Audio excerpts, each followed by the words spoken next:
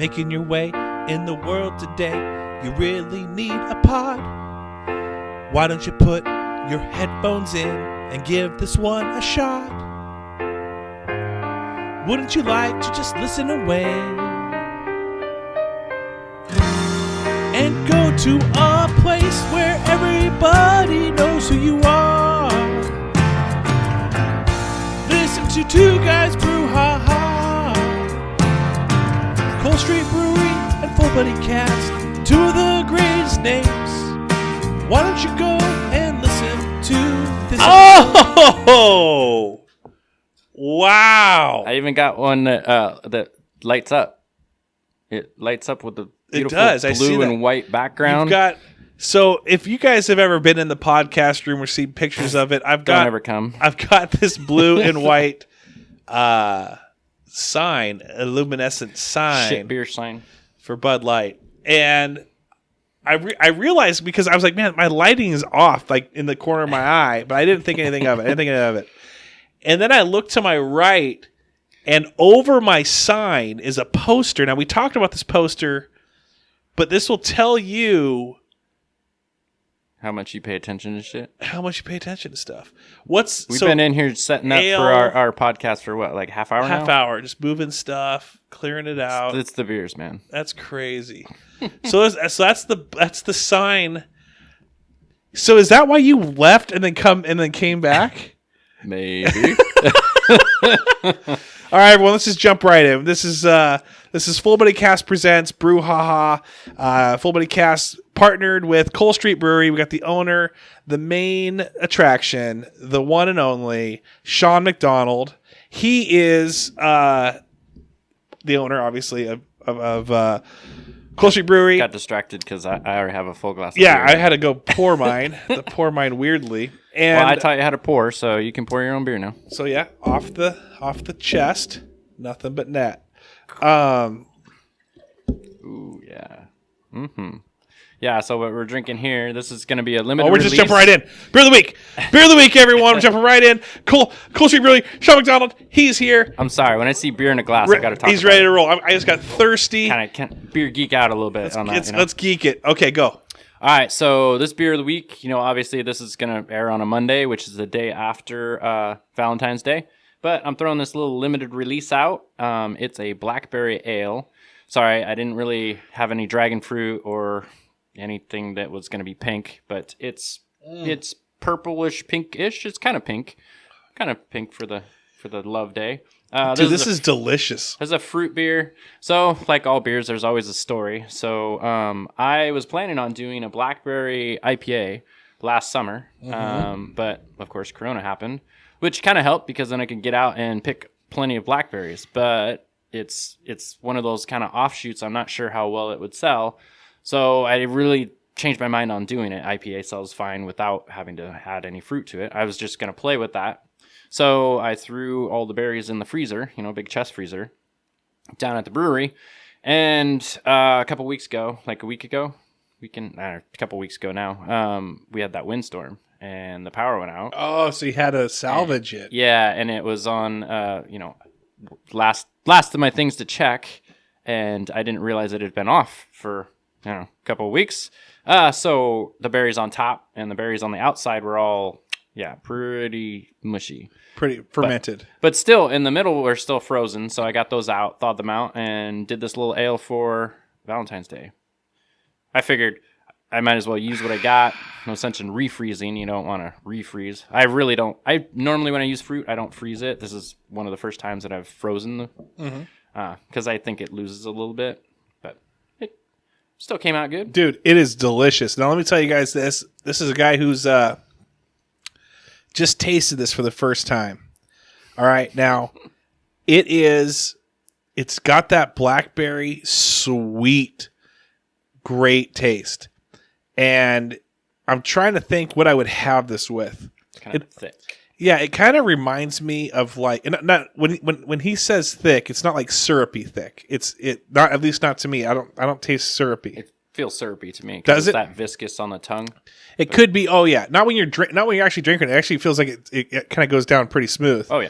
But then once you're like, Oh yeah. I see what you're saying. It's not thick like a stout. No. But it tastes like a pie. Like that's what it tastes like, a blackberry pie. Absolutely delicious. Makes you want to like kind of go and take the day and head up to the mountains and just start picking blackberries. It kind of gives you that like fall feel of just, I'm gonna go grab some blackberries right now. Yeah, for sure. That's so good, dude. Love a blackberry pie. So yeah, Pie Goddess. Love the pies at Pie Goddess. Got some. Yeah. Yeah. Anyway, so that's kind of can segue into, I wanted to talk about beer guidelines. That's kind of why I got this beautiful map of beer for the wall. Yes. Because we always talk about beer in here, and it's kind of easier to be able to point at a map. But I wanted to just go over it for all of our fans that are out there that aren't staring at a map. So everybody knows, obviously, about an IPA, and they know about a stout, right? Mm-hmm. But why do you know about that? It's because there's been rules set in place for those beers. So there's there's like 5 different things. There has to be aroma, flavor, the bitterness level, alcohol level, and color all have to fit within, they don't have to, but they're suggested to be fit within a parameter so that when you go and pick up a stout, before you, like, as soon as you hear that name, you know what you're going to get, right? Versus having no idea. Like there's several Belgium styles that are like farm styles that have no guidelines. So when you pick up that bottle, you have absolutely no idea what's going to be in there. It could go any which way. But everything else has a name to it, so it has a parameter that most people stay within. Now, these are just guidelines to kind of keep you in there. Every brewer has that choice to stay right exactly on the guidelines, or they can kind of go across the lines here and go across the lines there and make it their own.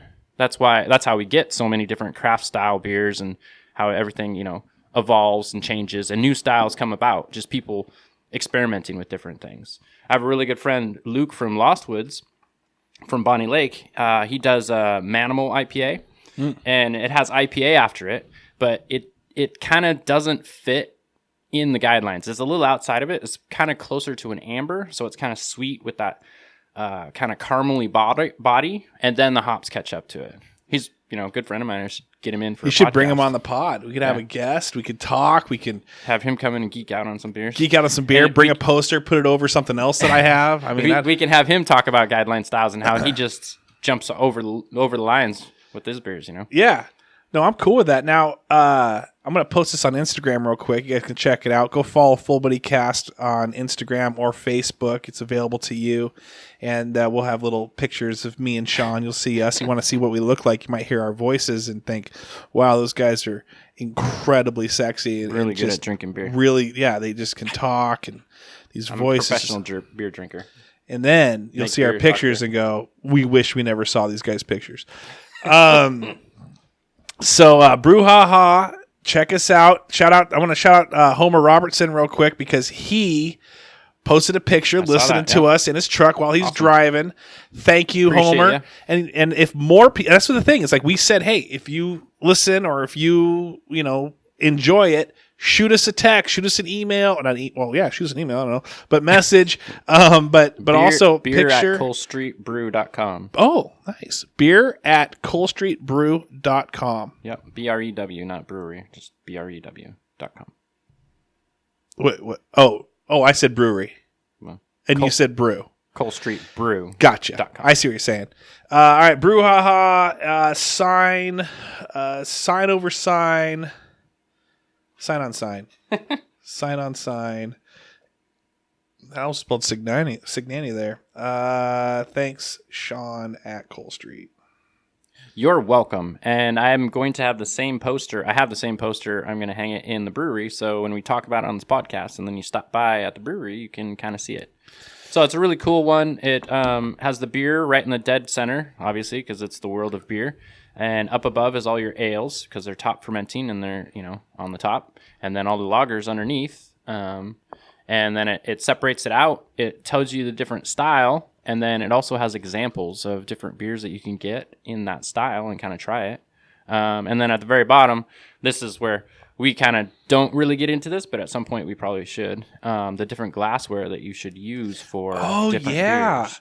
So different beers, like the little like almost wine glass looking thing. Yeah, different beers have different carbonation levels and different aromas, and that's why you use different glassware. So like a Pilsner, like your stupid Bud Lights, they're really carbonated and they don't have any aroma, and you want to keep them cold. So they're in like your stranger glass, your really, really thin, tall, narrow glass, or there's also a glass called a Pilsner glass, kind of the same way.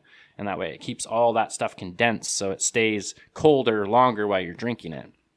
Versus an ale glass, so you start drinking like your bigger ales, like your barley wines and that sort of thing. You really want that to open up just like you do with the brandy.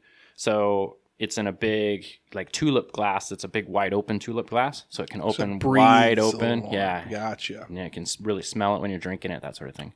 It's one of the main differences between glassware. Glassware is super important, It's difficult to have all the right glassware, which I do if I really want to geek out. Now, do you ever do you have a collection or know of anyone that has like a beer glass collection? Yeah, I have a cabinet, 4 shelves of different glassware. So there's another really cool thing. Like this is early beer, so like in the 80s, early 90s. Actually, I take that back. In Europe, in the 1900s, every brewery would basically make their own glass. That way, when they sold it to a bar, that beer would get served in that glass, and they know exactly which brewery it's from. Or if they didn't, they go, "Oh, who's this?" And then they look at the glass. It kind of corresponds with the breweries and that sort of thing. Yeah, they used to do that across the board. Like every single brewery would do that. But in the 80s, it started winding down where it was kind of more. It was too expensive, and plus America started making and really mass producing kind of what we know now to be crap beer. And crap beer took over the world, basically. You said craft beer or crap? Crap beer. Gotcha. Yeah. Well, if you don't want crap beer, head on down to Cole Street. I went down this is getting thick. Head on down to Cole Street and say hi to Sean. But there's got to be probably some updated pandemic like regulations. Oh yeah. So I wanted to touch on that real quick. That's a great subject. So we recently moved to the 25% indoors. Real quick, has anyone bought you a large door yet for your? Nope. No one still has bought. Nobody's actually brought it up yet, so that's a good thing. They're ignoring it. I don't need it now. So. Oh, that's good. Well, until that being said, yeah. I could still use it. It's not that I. Right, we could all use anything at this point. But I did want to touch on the 25%. Sure. So, I've talked to liquor control. And the health department, they aren't necessarily coming in and counting heads. They're just still looking for spacing and distancing and people following the things. So I always want to push it out there that please try and follow the rules. That way we can keep this stuff going. We can keep opening up and getting more open. So limit your tables to 5 at the most. You can have 2 families at the table. But otherwise, try and stay only going out with yourself or with your own family. When you're up and going around, always make sure that you put your mask on.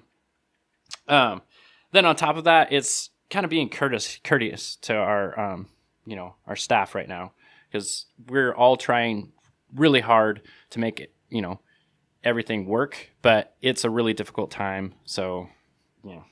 Well, I went down there this weekend, and I got to tell you guys this. Now, I don't know what you guys think about masking or not masking, and we get a large debate on the pros and cons, but the safest thing, if you're a restaurant, that you're masked. And I was looking around, and the servers were just masked to the T. Yeah. They're taking this as seriously as they possibly can, because obviously, they need to just continue. We all need to survive. Forward. I want to point that out too about being nice to our servers, because everybody's still running on our skeleton crew. Yeah. Because right now we totally have to in order to survive. Like even though we can now open up indoors and outdoors, we're still playing catch up. Like we're still way behind, and adding the extra people, we're going to need to add extra staff, but that's also extra cost. So time. Be patient. the kitchens aren't overwhelmed. We still aren't past the capacity of what our kitchens can handle. The wait, like a lot of people are taking off when they hear like it's a 45-minute wait to get a table. They're taking off. And well, the first question is like, well, then how long is it going to take to get my food? Well, it's only going to take 5 minutes to get your food. Right. It's just there aren't very many tables. We're at 25%, so it's not like a full restaurant is open. Yeah, I think for me, I love a good meal. Look at my body. I love a good meal. Right.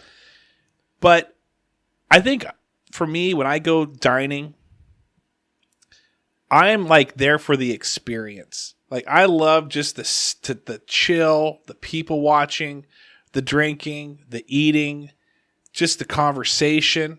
Even on Facebook, check yourself in. Like just that whole like enjoyment of it's an event in a sense in my mind. We've totally lost. I mean, the takeout is taking that away. Right. Yeah.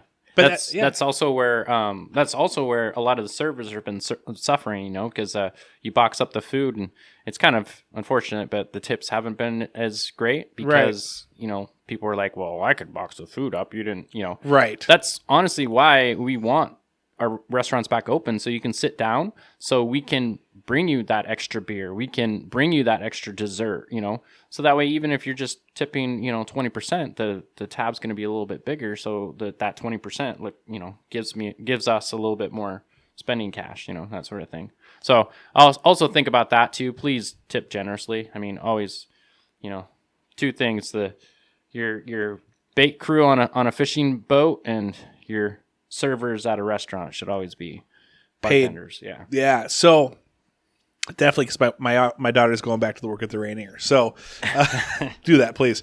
The one cool thing that I was going to say though that I try to do, and I'm not saying I'm a cool guy because I'm not a cool guy.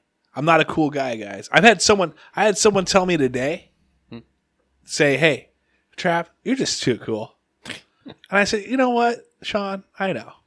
Yeah, right. You remember that? No. Oh, okay. But I must have been drunk. Oh, wait. Hey. Maybe. So enjoy your ambiance. But then when you're done eating, get the heck out of there.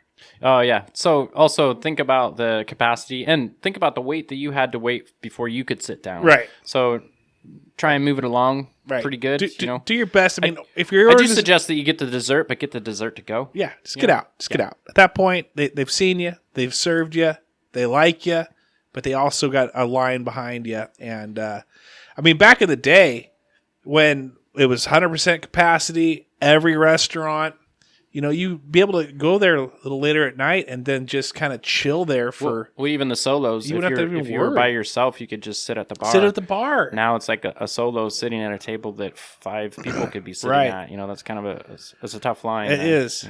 Yeah. So limit your time if you're by yourself. If you can see that they're busy. If they're super slow, hang out, stay as long as you like, or just take your food to go and come over to my place. I mean, I got plenty extra room. Yeah, hang out. Yeah. Hang out. What's your numbers like? So what's your fire code? Yeah, so I can have a big spot. I can have about 30, 35 people indoors. So that's a pretty good number. Is that 25%? Is that your 25%? That's at 25%. Yeah. Okay, cool. And then, of course, I still have my outdoor seating that, can seat, give or take. It depends, but 20, give or take. Yeah. And then they're still planning on opening up. That's just like the weekdays. Yeah. Not Monday or Tuesday. And I still have a cover coming, a canopy.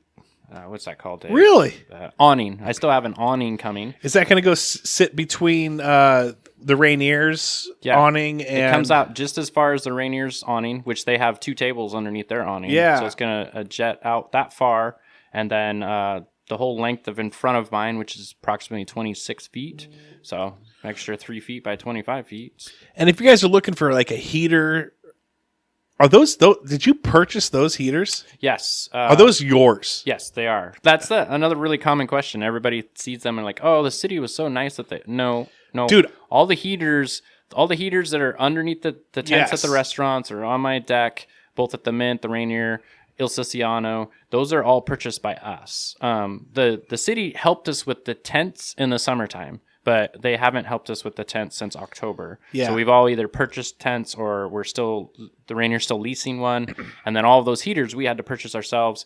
And we still provide the propane. Shout out to Peak Propane, local out there by across from the what's that? Across from Charlie's and whatever the Claw is. Yeah, Claw. The Claw over by the. You head towards going out of town. The golf course, heading up Mud Mountain, that area. Yeah, shout out to them because they're doing us a great discount on our propane.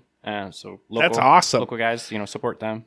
Support us. I'm telling you, those heaters that you have are like coveted by people. When they walk by, you can see that they'll just kind of like try to take a time out. Take a quick, just like, man. They're good ones, yeah. So when do the tents go back up? Has the city talked about that? Like, is that going to be like a May, April, like the summer? Or are we not doing that again? It's by choice of the company, of the businesses. Gotcha. The city, they got...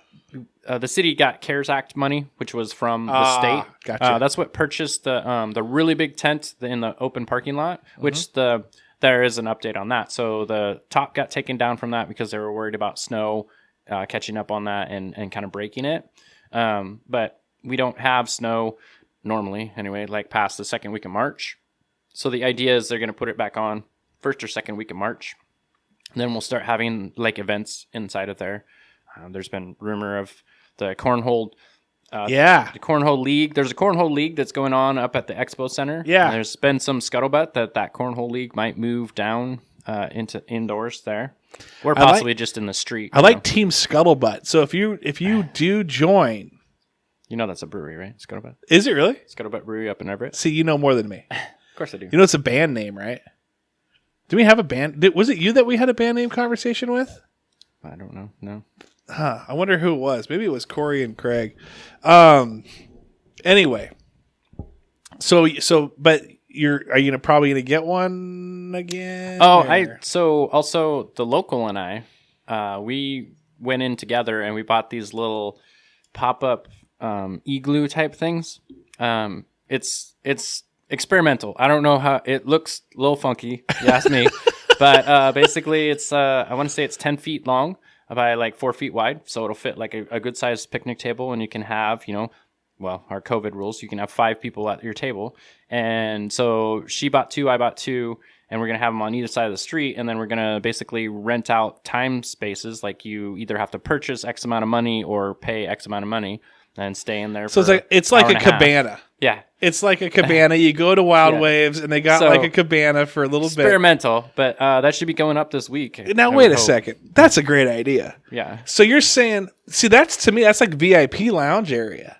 That's exactly. Like where like if you're sponsoring somebody, if you're like a sponsor for like, let's just say just some sort of. So you're going to sponsor me now? No, some communicative area that people can listen to, whether they're folding laundry, driving to work, going wherever, they listen to you. And then you're like, you know what? I'm going to go down to Cole Street and get one of these igloos. Well, I tell you what. So I get asked a lot of times to reserve a table. So that kind of I've touched on that before. Okay. I don't have TVs for a reason, and I like to have strangers meet your neighbors meet each other, strangers become friends, sort of thing.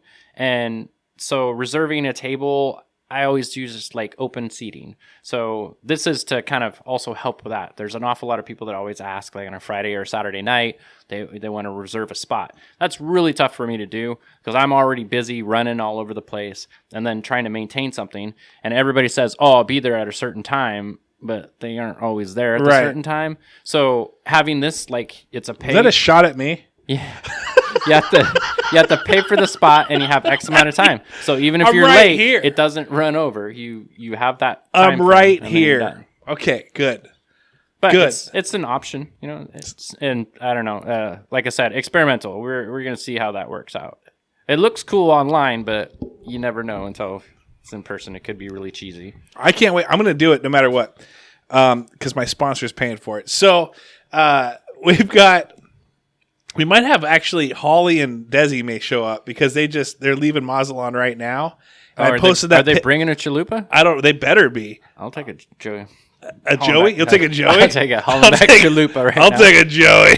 to the mouth. I got this right here. This beer sign that I posted it on Facebook, and she said, thanks for the invite. Actually, Craig commented on it first, Bentley, and said... Of course he did. He said, hey, it looks good, but maybe the other host, or he said, Sean has that memorized, maybe the other host of a beer podcast should memorize it too. Meaning that I should probably be memorizing this stuff. But I like being out in the dark. Like, I like asking you questions, not knowing it. Because, I mean... I need to be the guy that asks that's questions. exactly why I brought this in here. So I'm educating you so you can educate others. This is going to burn my that's what I do. Podcast room down. I got to unplug this sign now every night. No, you don't. Let's just get nice and hot and warm and then just burn it down. No, you're making excuses of a way to uncover that stupid sign. No, I don't know why I even have that sign personally. I've already, because it was free.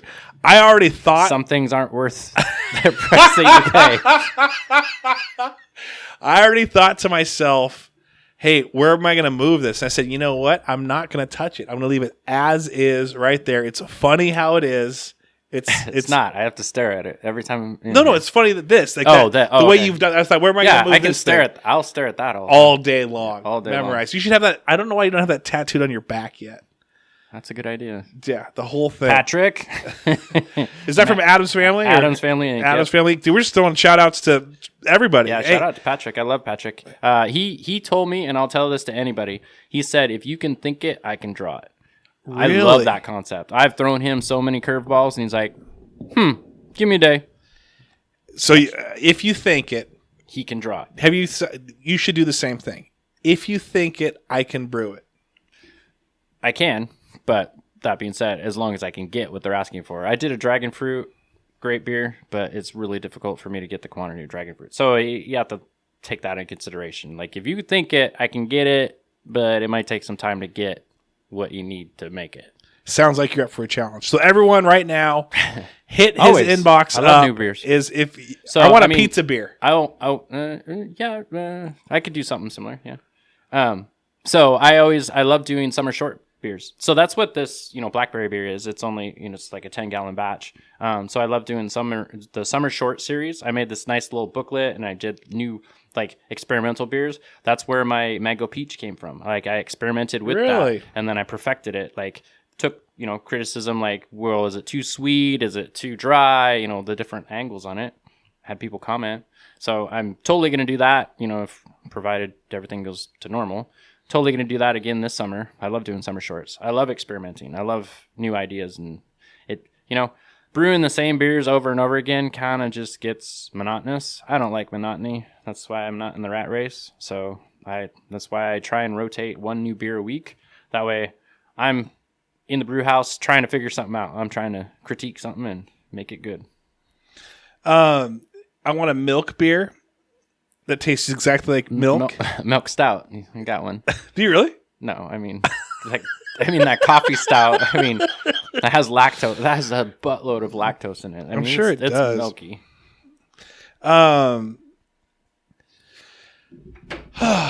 Real quick, America's Funniest Home Videos. This is a random question for you. Someone asked this question. Stuart White asked this question. America's Funniest Home Videos. Does the host have to be not like? Is it required for them not to be funny? Yes or no? Have you ever met America's Funniest Home Videos host that you thought was hilarious? Wasn't Bob Saget? Did you think he was funny though? I don't know. I've seen Bob Saget's other stuff. That's what I'm saying. Where he talks dirty. That part, he's funny. Like, he's in Full House. He's so clean, and then you see his comedy show, and you're like, holy crap! Same thing. So my reasoning is, if you have something in the title called America's Funniest Home Videos, the videos, you can't have something funnier than the videos. Because you'd say America's Funniest Host and some funny videos. So you kind of almost have to have the guy not be as funny, or the host not be as funny as the videos. Brew me a dry America's Funniest Home Video host. That's obviously me. All right, so work. So I worked at a rock quarry. Rock quarry is still active, but a different company kind of is doing it. It's up above the dam, up above Lime Mountain Dam. Yeah, goes up there. They're doing silica, which does like hardy board. It's like your whatever your plasterboard that everybody has in their house. So it's been there for a long time, and I worked there a couple summers. I go up there, and the boss's son comes to the place, right?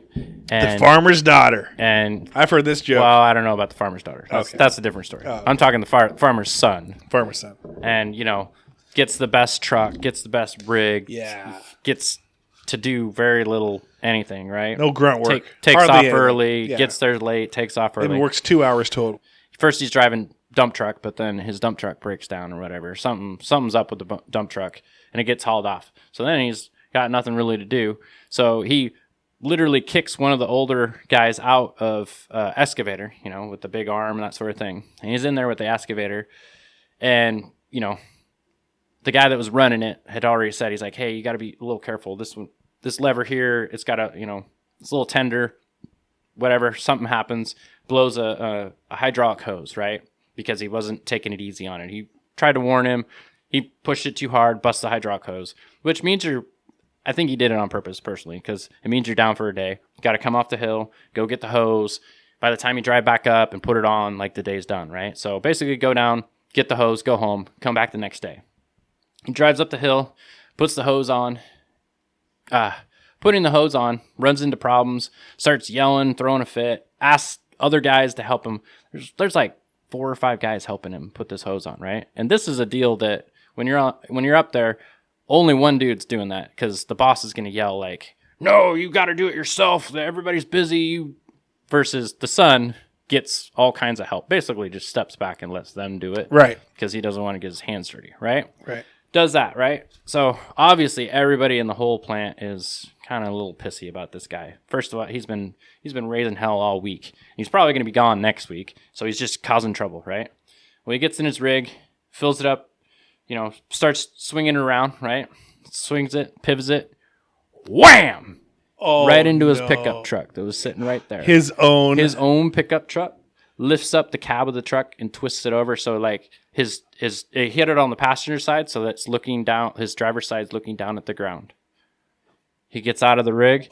He gets out of the excavator. These are huge rigs. Yeah. I mean, I Yeah. didn't bring that.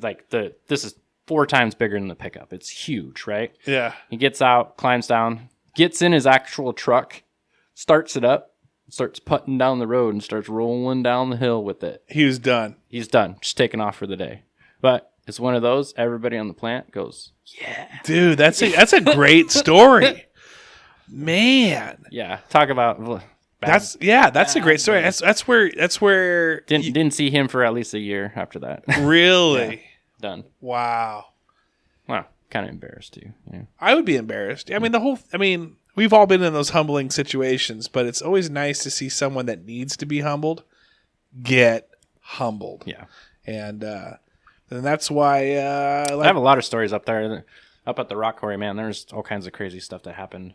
I mean, you're in the wilderness, so you're, middle of nowhere. Do you guys have to pack a pistol or anything just in case of a wild animal? Well, I know there's a lot of noise going on. It probably scares everything away. The equipment's so loud that while the equipment's running, you don't really have to worry about anything. Yeah. Nothing comes that close. But when you get there in the morning time or shut down for the night, after dark, it can get a little spooky, but I don't know. Never had any issues. I remember when I was helping one of my buddies when he used to work at a golf course. I think it was Druid's Glen. And I would show up there at the end of his shift. I'd probably golf 3 or 4 holes for free. And then I would ride with him, and we would go collect all the golf balls out of the driving range. And then we would go pull all the pins and pull the flags so that no one would steal them in the middle of the night. But it'd be dark dusk, and you're in the middle of this And that's a good place for wildlife to be. Yeah, so it's you are taking those flags you're a gladiator. You're just okay, is there anything swooping up on me? I do kind of a little story similar to that. So it's out by that golf course that got shut down. It used to be you play 9 holes and then you come back through and do the next 9 holes. Right. Well, there's a church right before you get there. I had a buddy that lived right next to that golf course, and we were going turkey hunting way over in Colville. So we were taking off super early. So it's 1 a.m. and I was meeting him at 2 1:30, 2 o'clock, and his wife got up around that time, so I didn't really want to disturb him too early. I tend to be an early person. And so I pull in there, turn off all the lights. I'm in like a Jeep, and I'm sitting there fiddling on my phone or something. And there's only a couple like parking lot lights. They're kind of dimmer. And all of a sudden I see a dog kind of run out there. I'm like, oh, the neighbor's dog is kind of loose in here. And I see another one, and I'm like, oh, that's interesting. And I see like 5 or 6. Then all of a sudden this big pack of coyotes come in there, and it blacks out the parking lot. There's like over 100 coyotes. Shut up. And I'm like, holy shit. I'm in a vehicle, and I actually started feeling nervous. I'm like, oh crap, that's a lot of freaking dogs. And right. In a big pack mentality, they can tear you up. Yeah. And I'm like, oh my gosh, that's super. So when I did pick up my buddy, he's like, oh yeah, this whole neighborhood out here, we try and pick them off. Like we're picking off like 5 a week, and they just keep coming back. And he's like, yeah, it's really bad in the area. I had no idea, because it's all those houses that are kind of like borderline outskirts. Yeah. And they have all their pets and stuff are just always constantly disappearing. So, just getting. Yeah, just going in there. Wow. That's the biggest pack of coyotes I've ever seen. It was have you ever huge. thought about just like Pokemon going and just catching them all up and just that way? Have you Just throwing out the ball out in the middle just of them? catching them? No. You got to get this. You got to get the curve and the swirl. Well, that coyote one that's on there, he's not worth very much. He's not. He sucks. He sucks.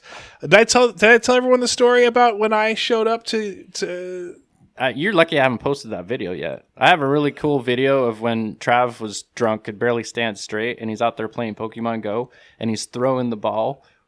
I don't even remember this. With movement. It was pretty funny. It was pretty funny. Wait. And then I called him on it as on video. He's like, I'm like, are you Pokemon Go? Absolutely. I'm Is that what I sound like? I just sound like some friggin' cartoon character, like some like. You were into it. You were so into it. Like everybody's trying to talk. I got it. I almost got it. Yes. Finally got him. You know how many balls I wasted? Dude, I did waste probably a ton of balls. So many balls. Okay, that's dumb. Was that like 2 weeks ago? Was that when my wife was there? We saw like a couple like Lisa and a few other people. Yep. Okay. Yeah, that was cool. Thanks. Appreciate that one. Thanks for telling everyone that story. If you guys they're gonna freaking inbox you and me now. I know a select few that are gonna watch that. That one-time video? I got it. I haven't posted it yet. If you guys trying to choose the perfect timing. You guys go to Patreon. You guys go become a subscriber. You guys will get it from Sean. Or you go to Cole Street. You check yourself in at Cole Street. You got to buy it. It's a 2-drink minimum at least. Okay? Bring a guest. 2 drinks and a guest. And he will show you the video of me almost. I haven't even seen this video yet. That's insanity. Yeah. All right. Keeping it secret from you. That's crazy. I don't even remember this. All right, so real quick, merch update, then into shout outs, and then we're out. Merch update. What you got? I got snapback hats coming in. They're really cool, Cole Street and then Enumclaw underneath. I also got a heather, which is kind of a grayish sweatshirt, redoing that. And then I got the camo. I'm going to start, things are picking back up. Got some merch going to start coming in. Hopefully, like about every week, if not every other week, I'm going to have some new merch until I get my stocks back up. And then also, just so you guys know, Sean has a stars type of a thing. So as you go in there and you purchase your drinks and you drink. So that's a great thing to bring up. So it's a loyalty program, and how that works is you just put your phone number in. It never goes away as long as you don't forget your phone number. It never changes. And you get points as you get drinks. Once you get 100 stars, you get $10 off. But on top of that, along the way, when we do events, it sends out like a reminder, hey, there's a comedy night tonight, but come out and you buy one, get one free. So that's the other kind of a little closer to getting over that hump where we might be able to start doing live entertainment next week or the following week. So right on. We're getting closer to like the end of February, maybe March, we'll be able to start doing live entertainment, bring comedy back. Murder mystery, our trivia nights, all those really fun things. That's cool. I like that. And then so grab some merch, use the stars loyalty program, and then also you might get a freaking video of me playing Pokemon Go. Teasers real quick. Teasers coming up. St. Patrick's Day is right around the corner. What type do you have? I mean, we're not have to go deep down dive, but what do you got planned for the? So we got that red out. And then we're gonna do like a Irish dry stout as well. So we Gotcha. have 2 kind of Irish themed beers coming. And I'm sure we'll be talking and drinking some of it on the way coming up. All right, cool. All right, and shout outs. We're doing shout outs right now. Of course, shout out Veronica. I mean, shout out Veronica Yeah. and Big V. In fact, I think we released an episode. I told her, I said, I think we talked about you in one coming up, and so then, that was and last week. And then she popped she out. showed up. So we're gonna throw it out there again. Thanks for Veronica for showing up. Hey, I'm going to shout out just the Patreon subscribers that I always forget about. Seth Loop, thank you so much. Appreciate your support. Also, obviously, Holly Graff and Eric and Kellen Hall. And my bro, there's one more that I'm missing. It's, Casey Scott. Patreon, one word, Full Buddy Cast. And listen to this, guys. So the people out there that hit me up and they say, hey, Trav, I want to get on the podcast. I think someone's coming in right now. Are they? That. Open the door. Come on in. Is it him? I don't know. Go ahead and open it. Is it him? Who? Who? Secret who? All right. Hey, so we're going to shout out. Hey, they hit me up. They say, hey, I want to get on. I want to get in. Hey, you want to support the podcast first. Got to put a little money in it, and then you get on it, okay? So go to the Patreon. Go hit it up. If you're dead serious about getting on this thing, hook it up. Who's your shout-outs? I was going to go Ryan and Sam Thompson, and then his brother Chris. Yeah, I mean, they're great. Yeah. Always stopping by like weekly, so got to shout them out. Thanks for stopping by, guys. Yeah, absolutely. Appreciate great customers, return customers. Absolutely. So they used to be in my youth group, right? When I was a junior high youth pastor. Yep. I used to play online with Ryan. But the funny thing is that Chris is a part of this church in town that's kind of being started up by they've been for like a year and a half, 2 years, from some of my old friends. So I went there one Sunday because they're like, you got to come out, you got to come out, you got to come out. So I finally went, and man, talk about like, it was crazy how many people that I knew that were going there. So it was fun seeing them. It was a warm welcome. So that was fun too. They go to the Patreon. Maybe I'll tell you guys what church it is. All right, so we got a teaser coming up. We just had a guest just roll in, and we're going to talk to him in just a second. We are. You will have to wait a week. So, all right, everyone. Thanks for listening. Have a great week. Check out the beer poster at Cole Street Brewery. Go say hi to Sean. Have a great week and take care. Cheers. Making your way in the world today, you really need a pod. Why don't you put your headphones in and give this one a shot? Wouldn't you like to just listen away and go to a place where everybody knows who you are? Listen to two guys brew, ha ha. Cole Street Brewery and Full Buddy Cast, two of the greatest names. Why don't you go and listen to this episode?